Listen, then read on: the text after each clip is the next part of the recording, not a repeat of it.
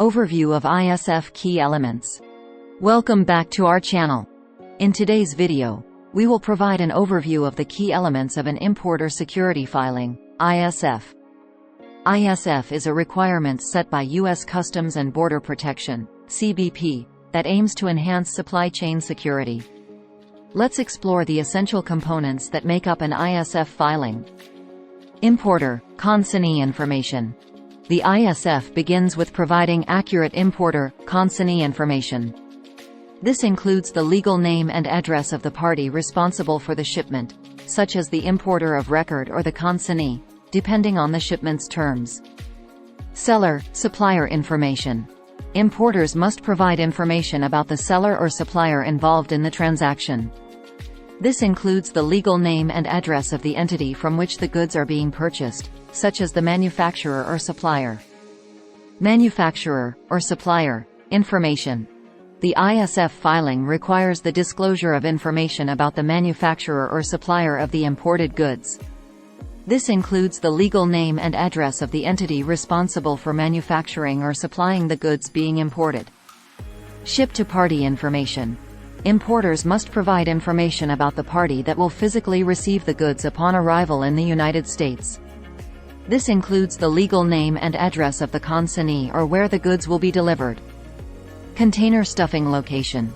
The ISF filing requires information about the location where the goods were stuffed into the container for shipment.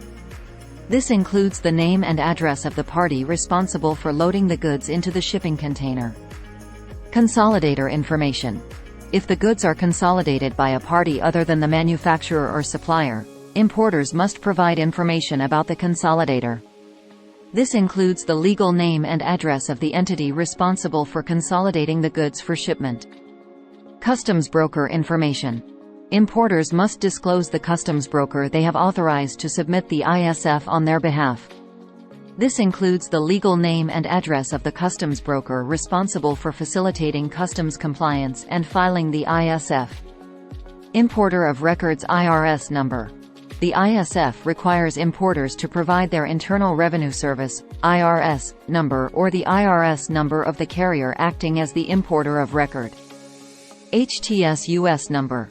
Importers must include the appropriate Harmonized System Tariff (HTS-US) number for the imported goods on the ISF filing. The HTS-US number classifies the goods for tariff and regulatory purposes. Bill of lading number. The ISF filing must include the bill of lading number associated with the shipment. The bill of lading number is a unique identifier assigned by the carrier or freight forwarder and serves as a reference for tracking the shipment. Foreign port of unlading. Importers must provide the foreign port code for the port where the goods will be unloaded from the vessel prior to arrival in the United States. Place of delivery. The ISF filing requires the location code of the place where the goods will be delivered in the United States. This is typically the first U.S. port where the vessel will offload the goods. Country of origin. Importers must disclose the country of origin for the imported goods. The country of origin is the country where the goods were produced, manufactured, or obtained in substantial part. ISF bond. Importers are required to secure an ISF bond, also known as an Importer Security Filing Bond or ISF Compliance Bond. This bond ensures that the importer meets their ISF obligations and helps guarantee compliance with ISF requirements.